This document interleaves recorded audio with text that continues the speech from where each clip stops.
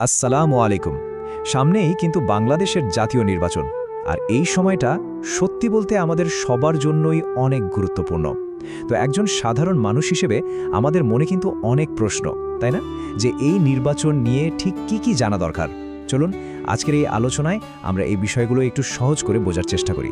আসলে প্রশ্নটা তো আমাদের সবার মনেই ঘুরপাক খাচ্ছে, তাই না? যে সামনে নির্বাচন আসছে, এখানে একজন সাধারণ নাগরিক হিসেবে আমাদের ঠিক কি করণীয়, কোন বিষয়গুলো মাথায় রেখে আমাদের সিদ্ধান্তটা নেওয়া উচিত। চলুন এই প্রশ্নগুলোর উত্তরই আজ আমরা খুঁজব। আচ্ছা, তাহলে প্রথমেই চলুন এই নির্বাচনের প্রেক্ষাপটটা একটু বুঝে নেওয়া যাক। কারণ এবারের নির্বাচনটা কিন্তু শুধু আর একটা সাধারণ ভোট না, এর প্রেক্ষাপট বেশ আলাদা।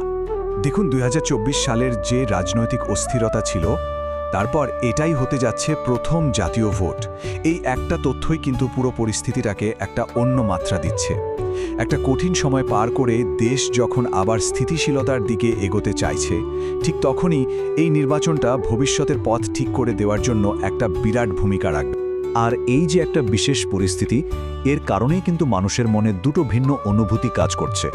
একদিকে যেমন আশা আছে, একটা সুন্দর স্থিতিশীল ভবিষ্যতের আশা, ঠিক তেমনি অন্যদিকে কিন্তু একটা ভয়ও আছে, অতীতের অস্থিরতা বা কোনো খারাপ পরিস্থিতি আবার ফিরে আসবে কিনা সেই ভয়। এই আশা আর ভয়ের একটা মিশ্র অনুভূতি নিয়েই মানুষ এবার ভোটের দিকে তাকাচ্ছে। তাহলে এইরকম একটা পরিস্থিতিতে ভোট দেওয়াটা ঠিক কেন এত জরুরি? দেখুন, এটা শুধু একটা রাজনৈতিক প্রক্রিয়া না, এর সাথে কিন্তু আপনার, আমাদের সবার ব্যক্তিগত জীবন আর দেশের ভবিষ্যৎ সরাসরি জড়িয়ে আছে। চলুন দেখি কিভাবে। দেখুন, আমরা সাধারণ মানুষ, আমাদের চাওয়া পাওয়া কিন্তু খুব বেশি কিছু না। আমরা কি চাই? আমরা চাই দেশে শান্তি থাকুক, তরুণদের জন্য কাজের সুযোগ তৈরি হোক, জিনিসপত্রের দামটা যেন একটু সহনীয় পর্যায়ে থাকে, আর প্রত্যেকে যেন সম্মানের সাথে বাঁচতে পারে। এই সবগুলো জিনিসই কিন্তু নির্ভর করে একটা ভালো এবং কার্যকর সরকারের উপর। আর সেই সরকার বেছে নেওয়ার চাবিকাঠিটা কিন্তু আমাদের হাতেই। আমাদের সামনে পথ কিন্তু দুটো। যদি একটা সুষ্ঠু নির্বাচন হয়, তাহলে দেশটা কিন্তু সার্বিকভাবে উন্নতির দিকে এগিয়ে যায়। কিন্তু নির্বাচন যদি কোনো কারণে প্রশ্নবিদ্ধ হয়ে পড়ে, তার ক্ষতি কিন্তু কোনো একটা নির্দিষ্ট দল বা গোষ্ঠীর হয় না, বরং পুরো দেশের, মানে আমাদের সবার ক্ষতি হয়। তাই একটা সুষ্ঠু নির্বাচন নিশ্চিত করাটা কিন্তু আমাদের সবার একটা জাতীয় দায়িত্ব। এখন আমরা আলোচনার সবথেকে গুরুত্বপূর্ণ একটা অংশে চলে এসেছি। ভোটকে শুধু একটা নাগরিক অধিকার হিসেবে দেখলেই কিন্তু হবে না, এর একটা গভীর নৈতিক দিকও আছে, আর সেই ধারণাটা হলো আমানত। তো এই আমানত শব্দটার মানে কি? এর মানে হলো কোনো কিছু যা বিশ্বাস করে গচ্ছিত রাখা হয়, একটা পবিত্র আমানত। এখন ভোটের ব্যাপারে যদি ভাবি, তাহলে এর মানে দাঁড়ায় আমাদের প্রত্যেকটা ভোট দেশের পক্ষ থেকে আমাদের কাছে রাখা একটা পবিত্র দায়িত্ব। আর এই দায়িত্বটা কিন্তু খুবই সততা, সচেতনতা আর আন্তরিকতার সাথে পালন করতে হবে। এটা একদমই হালকা কোনো বিষয় না। তাহলে প্রশ্ন আসেই, এই যে পবিত্র আমানত, এটা আমরা রক্ষা করব কিভাবে? ইসলামে একটা খুব গুরুত্বপূর্ণ কথা বলা হয়েছে, আর সেটা হলো ভোট একটা আমানত। এই একটা বাক্যই কিন্তু ভোটের গুরুত্বকে বহুগুণ বাড়িয়ে দেয়। এটা আমাদের মনে করিয়ে দেয় যে প্রত্যেকটা ভোট শুধু একটা রাজনৈতিক সিদ্ধান্তই না, এটা একটা নৈতিক এবং আধ্যাত্মিক দায়িত্বও বটে। বেশ, তাহলে এই পবিত্র আমানতটা আমরা কাকে দেব? কিছু পরিষ্কার গুণাবলীর কথা কিন্তু বলা আছে। আমাদের এমন প্রার্থীকে বেছে নিতে হবে যিনি ন্যায়পরায়ণ, সৎ এবং মানুষের অধিকার রক্ষায় বিশ্বাসী। আর সবচেয়ে গুরুত্বপূর্ণ হলো যিনি মিথ্যা বা জুলুমকে সমর্থন করেন না।